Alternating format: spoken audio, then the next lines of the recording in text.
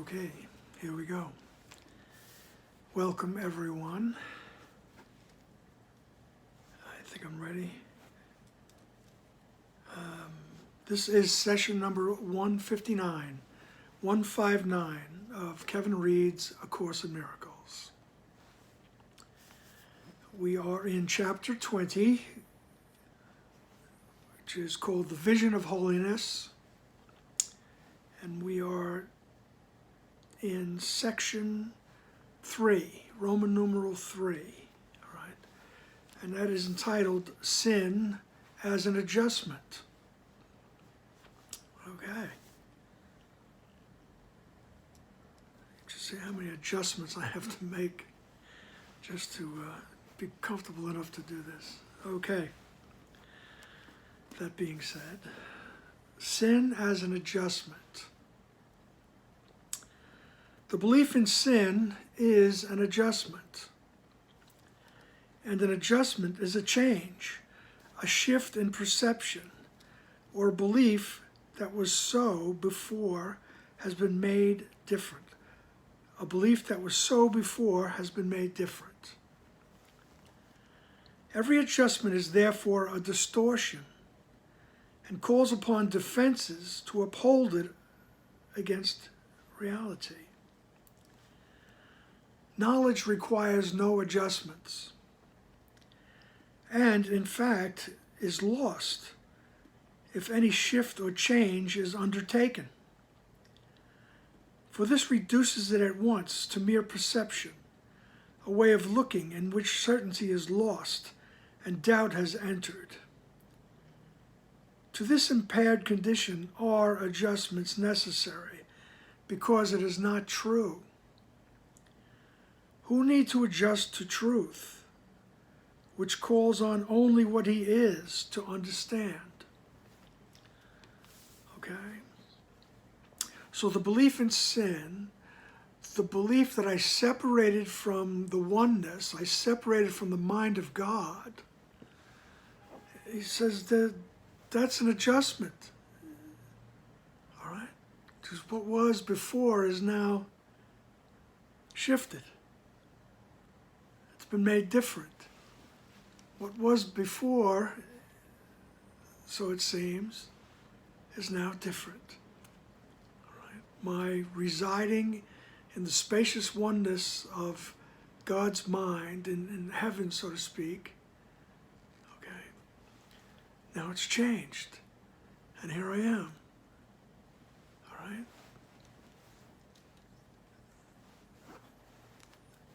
All righty.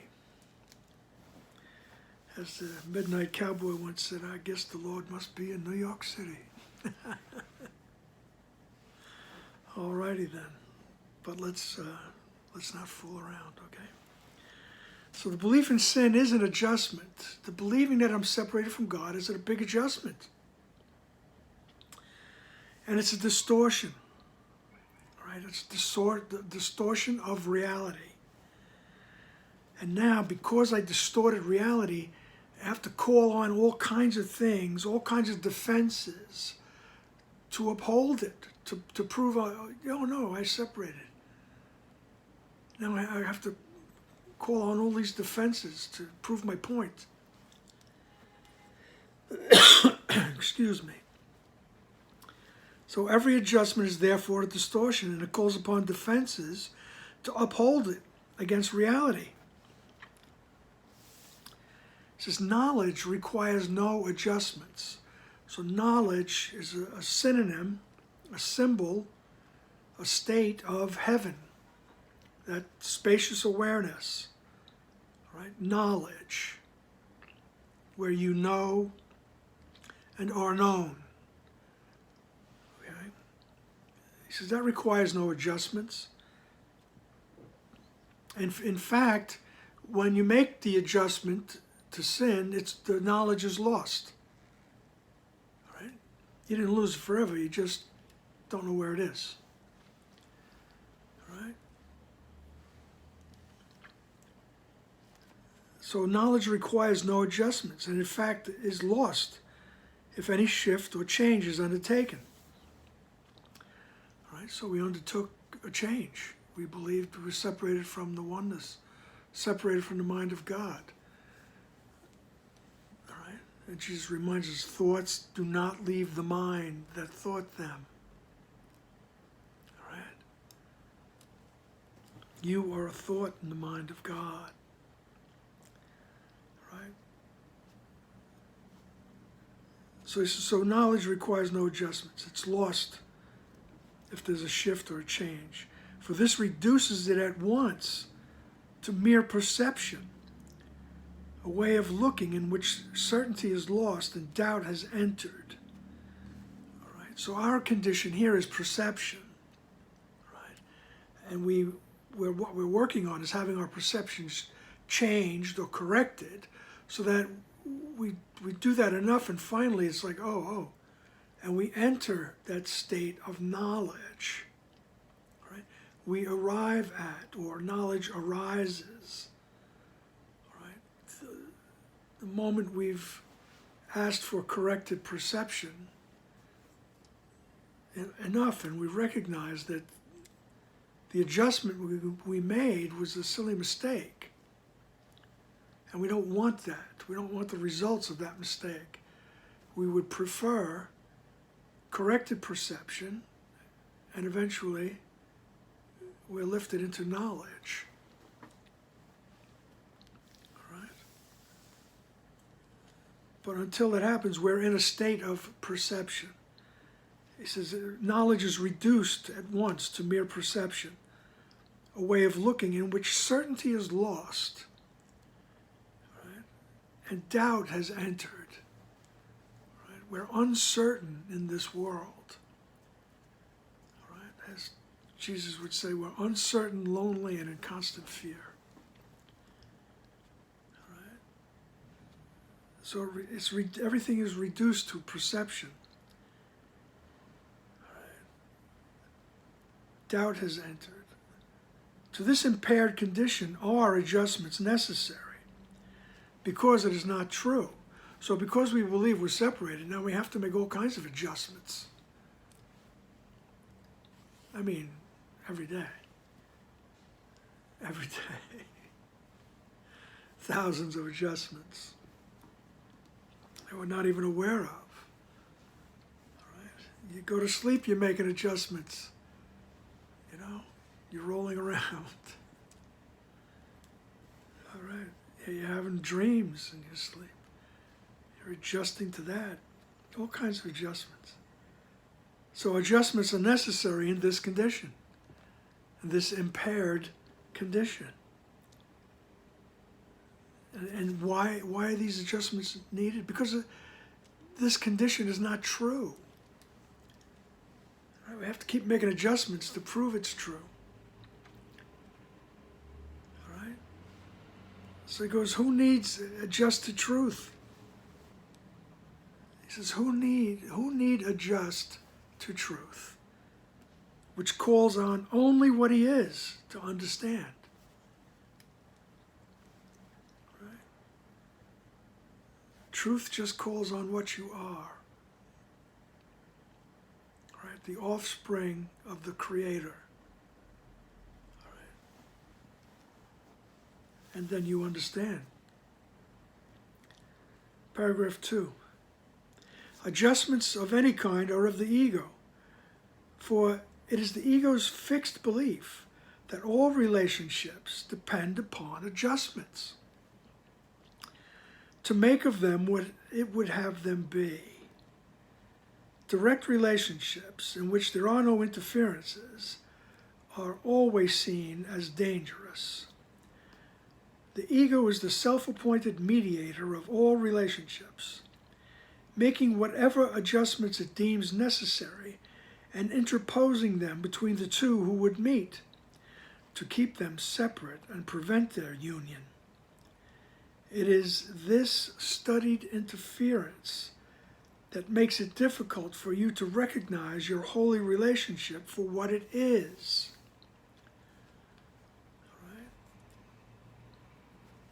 So, adjustments of any kind are of the ego.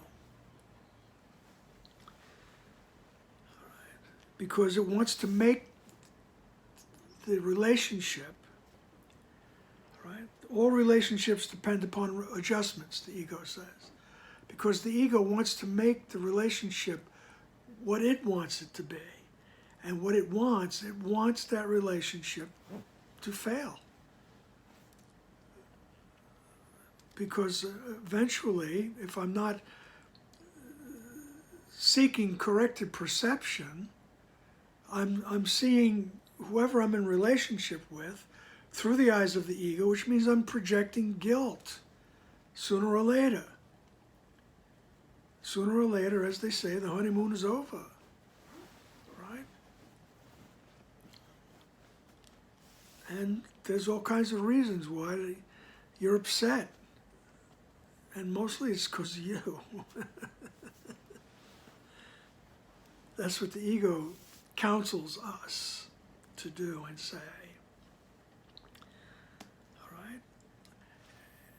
And if the relationship fails, then the ego rejoices because you feel you lost something, you feel guilty, you know, whatever.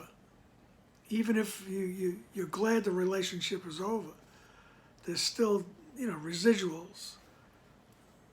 You know, there might be, unless there's forgiveness, which is a different way of looking at the relationship, right?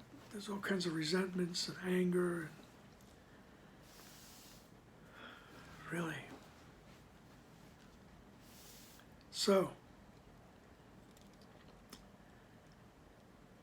he says in paragraph 2, sentence 3, direct relationships, right? Now, a direct relationship in this case is the holy relationship, where we go inside to that stately calm within, and we ask for our perception to be corrected.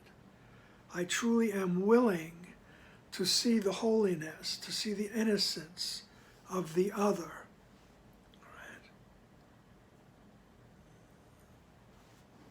And that's the direct relationship in which there are no interferences.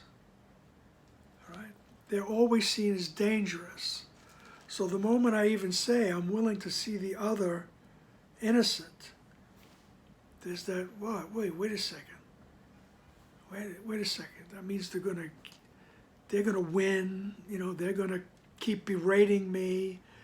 You know, they're going to attack me physically. They're going to destroy me somehow, either emotionally or physically or psychologically. You know, that's that hesitancy to accept, just to be willing to see the innocence. All right? Because those kinds of relationships are, by the ego tells us, they're deemed dangerous. Excuse me. My throat is dry. The ego is the self-appointed mediator of all relationships, making whatever adjustments it deems necessary and interposing them between those who would meet, to keep them separate and to prevent their union. Right? So the ego makes all these adjustments, and we are the embodiment of the ego, believe me. So our thoughts are making all these adjustments in order, you know, like, what's in it for me? You know, I'll do this, but you got to do that. You make bargains. You know, what was seen, what was overlooked in the beginning of the relationship starts to bother you now. You know, until you get to the point where, you know, I can't stand the way he eats. You know, you get that crazy. Because desiring a holy relationship, being willing to see the other's innocence, is deemed dangerous by the ego. You're going to get overwhelmed. Oh, the ego makes all kinds of ideas in your head on why you shouldn't let down your guard, so to speak. Don't be vulnerable. All right? Nobody's saying that you have to stand in the way of abuse, right? You don't have to offer yourself up as a martyr, all right? We can, I mean, if there's an abusive person in a relationship, I mean, for Pete's sake, do what you can to get out of that relationship, right? And from a distance, you know, from a couple blocks away, or from across the country, or around the world. That relationship is in your mind. You can deal with it. You can come to forgiveness in that relationship, wherever you are. No one says you have to stay there and get abused. Because what that abuse does, it only makes you feel terrible, and deep down inside, the perpetrator feels guilty. Even though they're patently unaware of it, you could tell. But, I mean, some of them, most of them. But it's there. The guilt is there. How can you abuse somebody and not be guilty? All right? I mean, even sociopaths, they say, that have no feelings, you know, somewhere down there, there's guilt. All right? And you don't have to stand in front of it. Right? You don't have to die. You don't have to get slapped. You don't have to get verbally abused. All right? But you move yourself out of the way, you know. I can hear Dr. Wapnick saying, be normal. Do what a human being would do to preserve themselves. And when the dust settles, then you deal. Then, for your own benefit, for your awareness of your own innocence, then you work on your perceptions of this person. All right? This, I hate her, I hate him. You got to calm that down, or you're never going to be happy. You're never going to, you know, it's going to take you a while. I'm going to say never. Never doesn't happen. But you're delaying your happiness. Okay? Why wait for heaven, Jesus would say. So wherever you are, that person still is bouncing around in your mind. You can join with Jesus and Holy Spirit and say, okay, now I'm willing now. I'm okay. I'm willing to see the innocence. I'm willing to see past the ego costume that this person was wearing or is wearing. Right? I'm willing to be shown. Right? I'm willing for that innocence to rise up in my awareness. Okay? And that's why the ego tells us that those types of relationships, which I was just describing, I'm willing to see the innocence. That's dangerous. You're going to get killed. You're going to get your butt kicked. And so, the ego makes whatever adjustments it deems necessary, interposing them between those who would meet to keep them separate. Right? To always keep that little gap and prevent their union. The union of the mind, the awareness of the oneness, right? And it is this studied interference that makes it difficult for you to recognize your holy relationship for what it is. All right? Jesus is acknowledging the fact that we have difficulty acknowledging the holy relationship, that relationship that's willing to see the innocence in the other.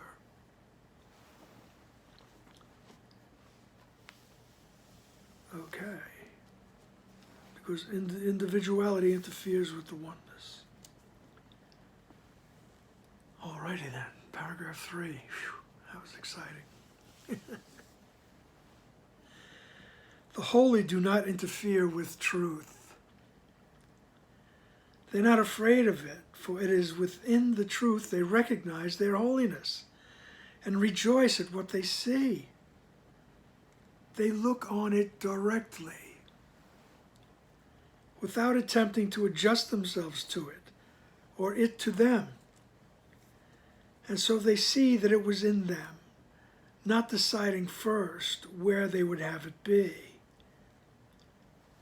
Their looking merely asks a question, and it is what they see that answers them. Right? You made the world and then adjusted to it, and it to you. Nor is there any difference between yourself and it in your perception, which made them both. Okay? So he says, look, you made the world. You, not Kevin, not my friends who are listening to this, all right? Not you as individuals, you as the decision-making part of the mind, all right? The decision-maker part of the mind that all of a sudden decided, oh yes, maybe I will be an individual. Automatically, in the mythology of the Course, automatically the one son now, the individual decision maker, all right, moves into the ego thought space, and then he's dissociated from heaven. All of a sudden he feels fear and lack and remorse and that fear of reprisal from God, and he creates this world in order to hide, right? In order to have billions of things to project onto. All right? So when God gets here, he can say, no, look, it wasn't me. It was Kevin.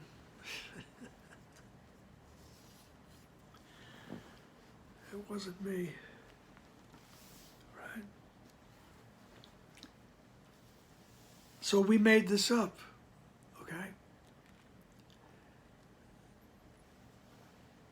And he says, and there's no difference between yourself and it, the world, right? In your perception, which made them both.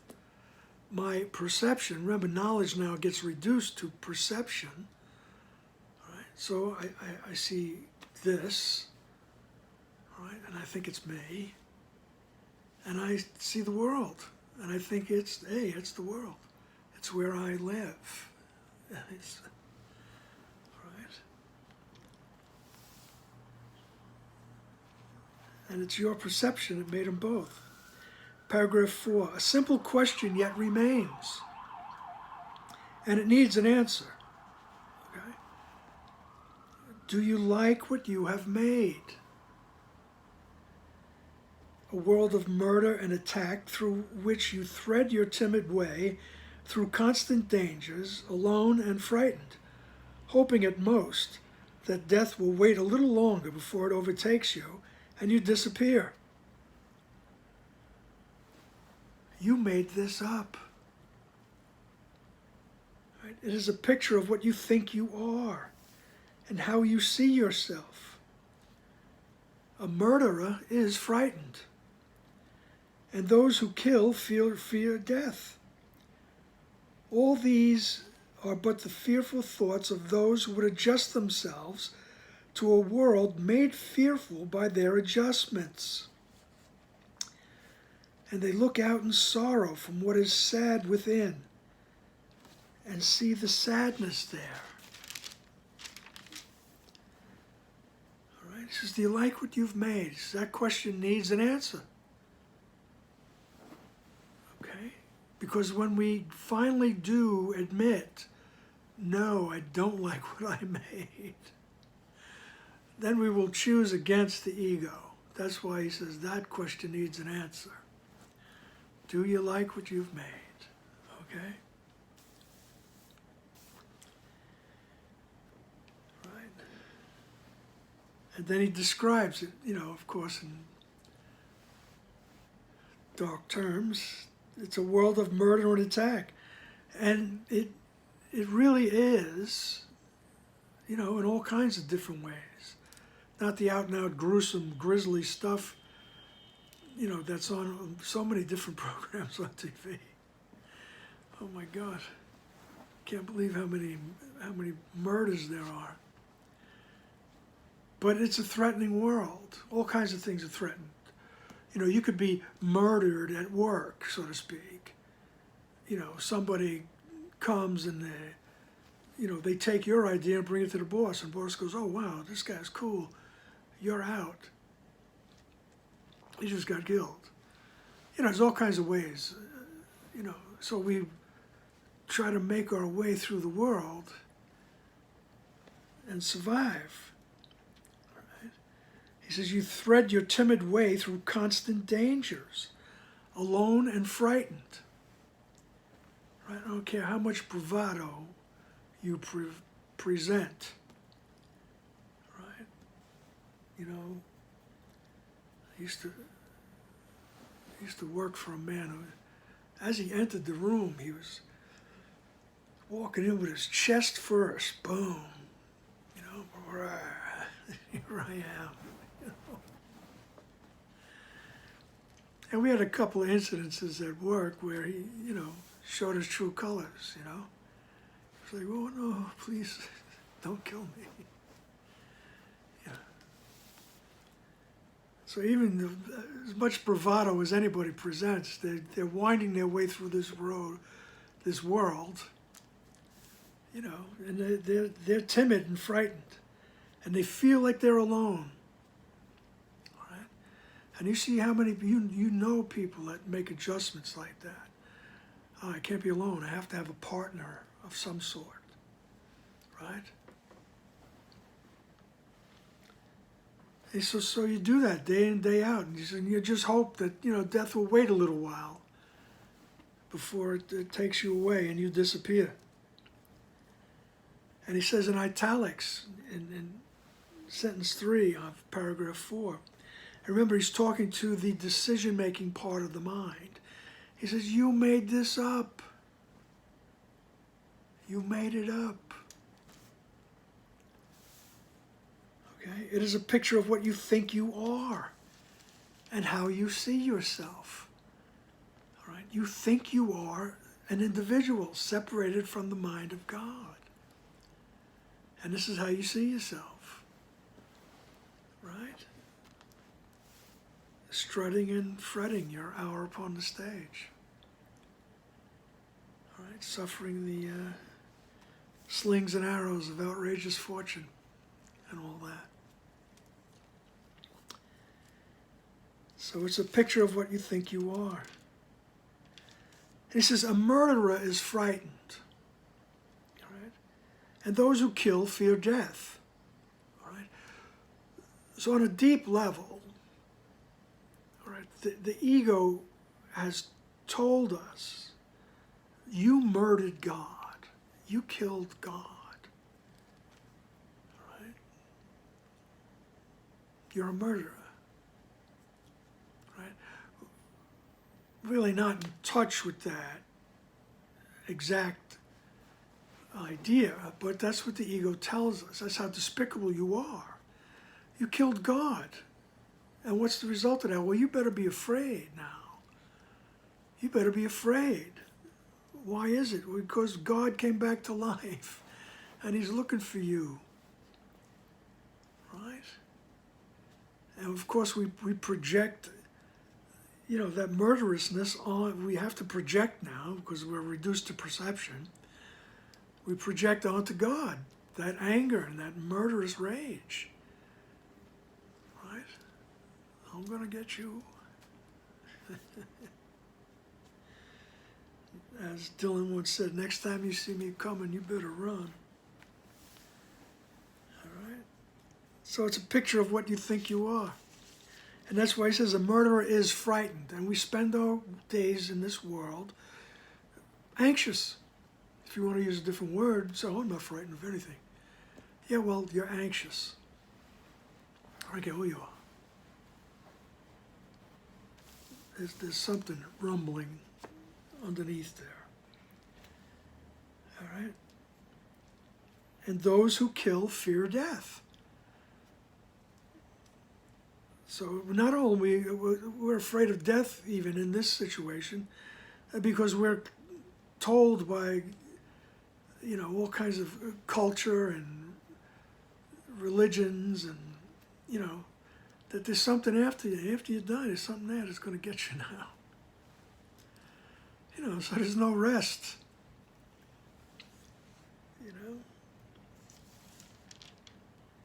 And all these are but the fearful thoughts of those who would adjust themselves to a world made fearful, right, by their adjustments. So all these are crazy circular things. Like, we're on the hamster wheel of adjustments because we made the initial adjustment. We thought we could be an individual. And only seems to have made that adjustment. All right. Remember, we are at home in God, dreaming of exile. All right. So we look upon a world made fearful by our own adjustments. And we look out at the world in sorrow from what is sad within. And we see the sadness there. We see the sadness outside. Right? That sadness that we lost something. I lost my father. I lost my parent. Whatever that original sadness. You lost everything. That's what you think. But we see it out there. Right. Okay. Paragraph 5. Have you not wondered what the world is really like? How it would look through happy eyes? The world you see is but a judgment on yourself. It is not there at all. Jesus likes to say that over and over again. The world is not there. Okay? Yet judgment lays a sentence on it, justifies it, and makes it real. Such is the world you see, a judgment on yourself, and made by you. This sickly picture of yourself is carefully perceived by the ego, whose image it is and which it loves, and it's placed outside you in the world. And to this world must you adjust, as long as you believe this picture is outside, and has you at its mercy. The world is merciless, and were it outside you, you should indeed be fearful. Yet it was you who made it merciless. And now, if mercilessness seems to look back at you, it can be corrected. All the mercilessness can be corrected. Everything that frightens us in the world can be corrected. Right? Our perceptions of it can be corrected.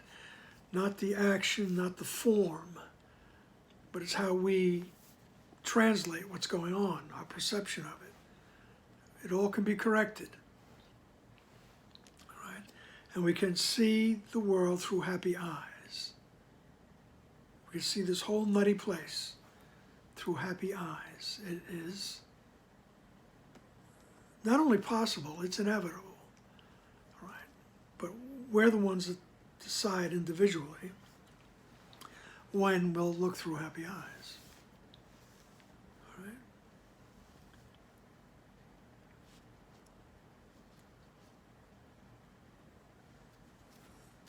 So as long as you see the world through the ego's eyes, you're going to have to keep making adjustments. Okay? All right? But he says, yet, just remember, this is all occurring in the mind. All right? So we can have our perceptions changed and see the world through happy eyes. Right.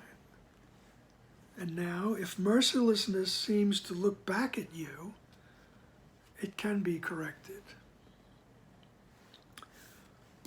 Paragraph 6. Who in a holy relationship can long remain unholy? The world the holy see is one with them, just as the world the ego looks upon is like itself. The world the holy see is beautiful because they see their innocence in it. They did not tell it what it was. They did not make adjustments to fit their orders. They gently questioned it and whispered, "What are you?" And he who watches over all perception answered, "Take not the judgment of the world as an answer to the question, 'What am I?' The world believes in sin, but the belief that made it as you see it is not outside you." All right? The world believes in sin, but that belief is not outside you. It's in the mind. Okay? Ideas leave not their source. All right? Ideas do not leave the mind.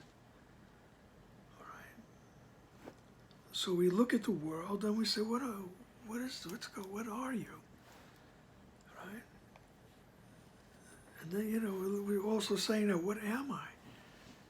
If we ask that to the Holy Spirit will show us what we are.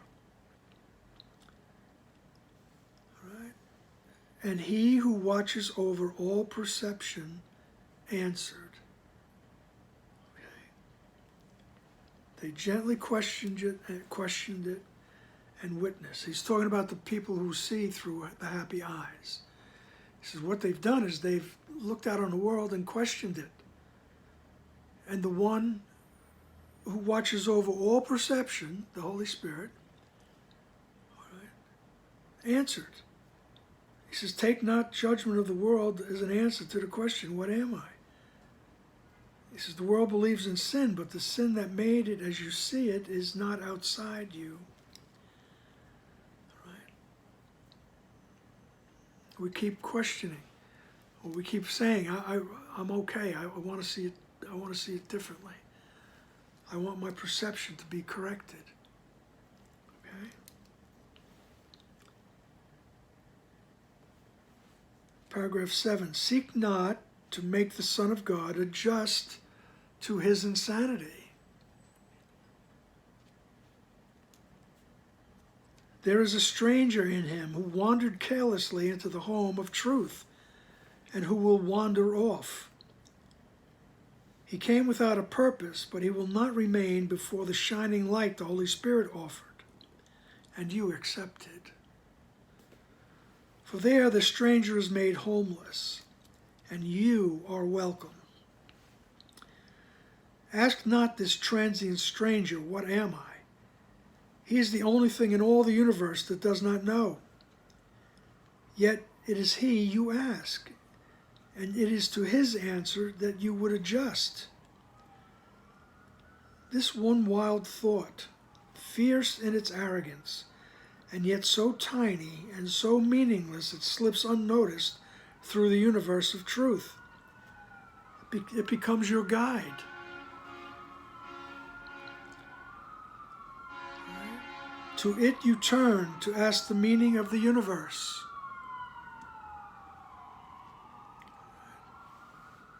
And of the one blind thing in all the seeing universe of truth you ask, how shall I look upon the Son of God?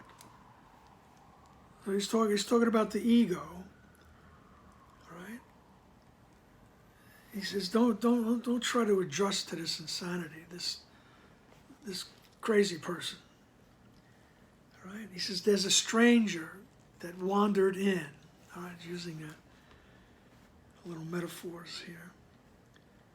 He says there is a stranger in him who wandered carelessly into the home of truth, and who will wander off. Right, he came without a purpose, but he will not remain before the shining light the Holy Spirit offered, and you accepted. So the ego won't remain when it's exposed to the light of the Holy Spirit. when we ask the Holy Spirit, help me to see correctly. The Holy Spirit shines the light, so to speak, on that particular situation we're focused on, and shine the light on it, and the ego disappears. We can see correctly. Right? He says, and there the stranger is made homeless. And you are welcome. Your true self is welcome in the mind. So he says, don't ask this transient stranger, what am I? Because he's the only thing in the universe that doesn't know. Ego doesn't know who you are. Right? Yet, it is he you ask. And it's to his answer that you would adjust. So, we would adjust. We say, well, what am I? Because, well, you're a separate individual. And we adjust to that. All right? It says, this one wild thought, fierce in its arrogance, to think that you are an individual. All right? And yet so tiny and so meaningless, it slips unnoticed through the universe of truth. All right? It's that tiny tick of time. There's not one note in heaven's song was missed. That's how meaningless this idea of separation was. All right? He says, but to it you turn to ask the meaning of the universe. And of the one blind thing in all the seeing universe of truth you ask, how should I look upon the Son of God? So he says, this one blind thing in all the universe you ask, how should I see? How should I see the Son of God? How should I see myself? And then project the guilt onto you. All right. Paragraph 8. Does one ask judgment of what is totally bereft of judgment? And if you have, would you believe the answer and adjust to it as if it were the truth?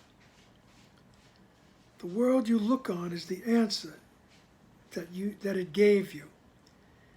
And you have given it power to adjust the world to make its answer true. You asked this puff of madness for the meaning of your unholy relationship and adjusted it according to its insane answer. How happy did it make you? Did you meet your brother with joy to bless the Son of God and give him thanks for all the happiness that he held out to you? Did you recognize your brother as the eternal gift of God to you? Did you see the holiness that shone in both you and your brother, to bless the other? That is the purpose of your holy relationship. Ask not the means of its attainment of the one thing that still would have it be unholy. Give it no power to adjust the means and end. Okay? So you ask that one thing that's bereft of judgment. You know, what's judgment all about? What is it? Right? And he says, and if you have, would you believe the answer? Right? So you got a friend of yours that you know the guy's a pathological liar. And you ask him, you know, for some kind of advice. Or what do you think? What do you think about that? And he tells you. He says, well, you're going to believe that? You're going to trust that guy?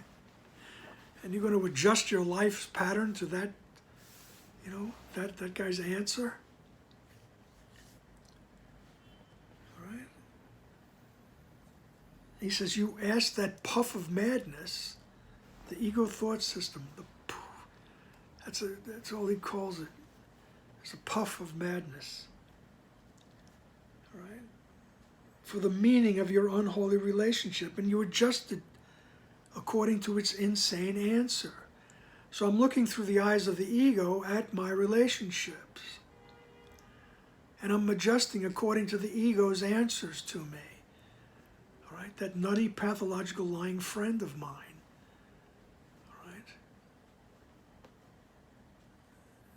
and I'm following his advice. All right. So he says, well, how happy did that make you? All right. All right. Because it didn't do what the holy relationship would do. And he says in sentence 6 in paragraph 8, he says, did you meet your brother with joy? All right, did you meet the other person with joy? Right, even just the thought of them gives you joy. Did you meet them with joy? And give thanks for all the happiness that they held out to you? All right. Did you recognize the other person as the eternal gift of God to you? Did you see the holiness that's shown in both you and your brother to bless the other? Right. So did you see the holiness that's in the both of you? Right. This is the purpose of your holy relationship. I ask, Holy Spirit, help me. I'm willing to see the other. I'm willing to see the truth in the other, the innocence. And in that moment, I've become aware of my own, right? You see the holiness that's shown in both you and your brother. That is the purpose of your holy relationship. Ask not the means of its attainment from the one thing that still would have it be unholy. Give it no power to adjust the means in the end. So don't ask your lion friend about the relationship, right? You ask the Holy Spirit, help me to see correctly. You have to have the willingness to do that, right?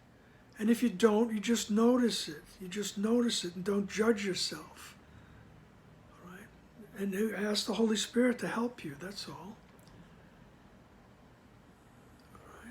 I'm just willing to see the truth, right? But I've taken little bits and pieces because I really hate this guy.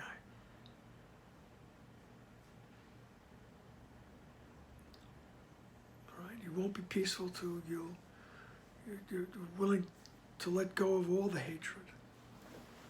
All right? And the only reason we hold on to the hatred is because we fear the other. All right? The other's going to destroy us somehow.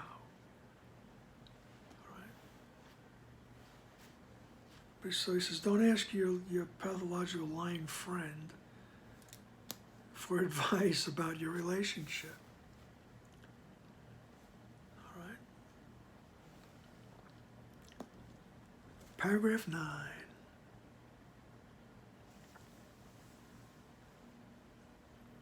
This is like an allusion to Plato's story of the cave. Okay? Paragraph 9. Prisoners bound with heavy chains for years, starved and emaciated, weak and exhausted, and with eyes so long downcast in darkness, they remember not the light. All right? They do not leap up in joy the instant they are made free. It takes a while for them to understand what freedom is. You groped but feebly in the dust and found your brother's hand, uncertain whether to let it go or to take hold on life so long forgotten. Strengthen your hold and raise your eyes unto your strong companion, in whom the meaning of your freedom lies. He seemed to be crucified beside you, and yet his holiness remained untouched and perfect. And with him beside you, you shall this day enter with him to paradise and know the peace of God. Right? There's a lot packed into this paragraph. He's describing us in this world, right? Prisoners bound with heavy chains, right? Emaciated, weak, exhausted, right? With eyes so long downcast in darkness, they remember not the light.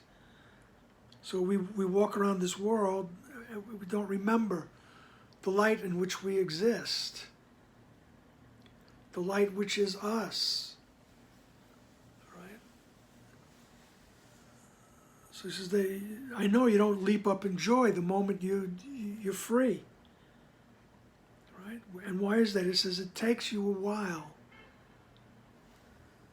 right? It takes you a while to adjust to the light. It takes them a while to understand what freedom is. Right? So I think Jesus is just acknowledging, he knows this is a process. Right? It's a process. Right? And it takes a while for them to understand what freedom is. He says, you groped but feebly in the dust and found your brother's hand. Right? Uncertain whether to let it go or take hold on life so long forgotten.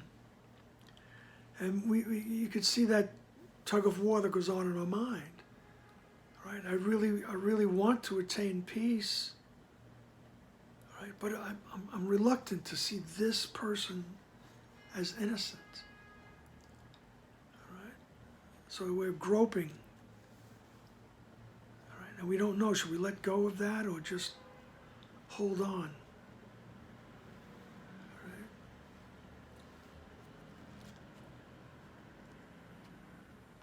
So strengthen your hold and raise your eyes unto your strong companion, in whom the meaning of your freedom lies. Now he's also saying that we've been groping for Jesus' hand.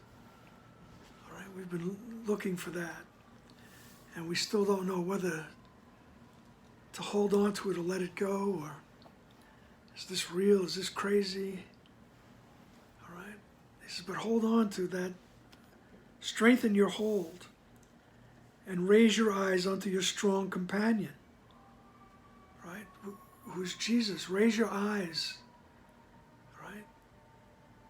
Strengthen that hold on his hand. Right? In whom the meaning of your freedom lies. And it says, he seemed to be crucified next to you. And yet his holiness remained untouched and perfect. Even though we saw him as being crucified, it says his holiness remained perfect, right? And untouched. And then it's a very beautiful, to me, it's very moving. Even when I was a kid, and they would read this story to us. When Jesus turns to one of the thieves that were being crucified next to him, and he said, this day thou shalt be with me in paradise. And he's telling that to all of us. Right? So he says, he seemed to be crucified next to you, beside you. Paragraph 9, sentence 5. Beside you, you shall this day enter with him to paradise and know the peace of God. Right? So the process is to keep holding on to his hand. Right? And you will know the peace of God. Right? So paragraph 10. Such is my will for you and your brother, and for each of you, for one another and for himself. Here there is only holiness and joining without limit.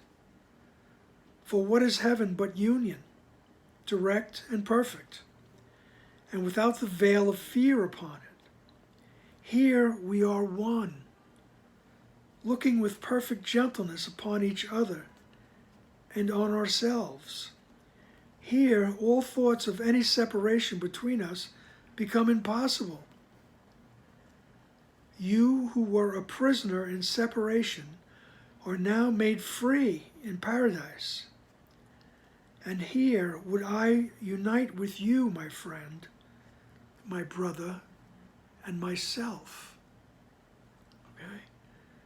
Jesus is telling you, in the spaciousness of the mind of God, in heaven, I unite with you. You're my friend, you're my brother, you're me. Right? So,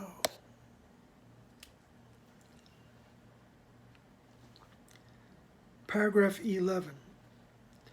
Your gift unto your brother has given me the certainty our union will be soon. So your gift to your brother, which is the willingness to see correctly, right, has given me the certainty of our union, that our union will be soon. He says, we'll see each other, we'll be united soon. I'm certain of it because you're willing to see the innocence. All right. Share then this faith with me, and know that it is justified. There is no fear in perfect love, because it knows no sin, and it must look on others as on itself. Looking with charity within, what can it fear without? The innocent see safety, and the pure in heart see God within his Son, and look unto the Son to lead them to the Father. And where else would they go but where they will to be? You and your brother now will lead the other to the Father, as surely as God created his Son holy and kept him so. In your brother is the light of God's eternal promise of your immortality. See him as sinless, and there can be no fear in you. Right? In your brother is the light of God's eternal promise of your immortality. Right? See him as sinless, and there can be no more fear in you.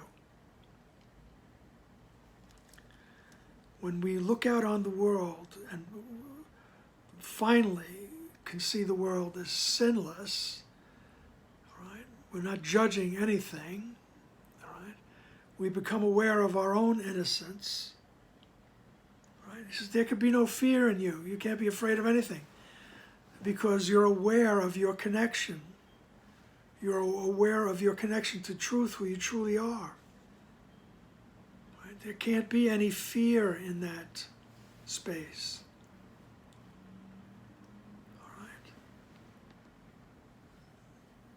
And he says, your gift to your brother has given me the certainty that our union will be soon. Right? And once again, the gift to the brother, to the other, is our willingness to see their innocence, to become aware of their innocence. All right? And the thing is, I don't know what their innocence looks like. All right? And it's not up to me to figure it out. I just need to be willing to become aware of the spark of God that is in them. All right? All righty, now. Let me get back to my adjustments here. All right? Thank you. Thank you for the opportunity.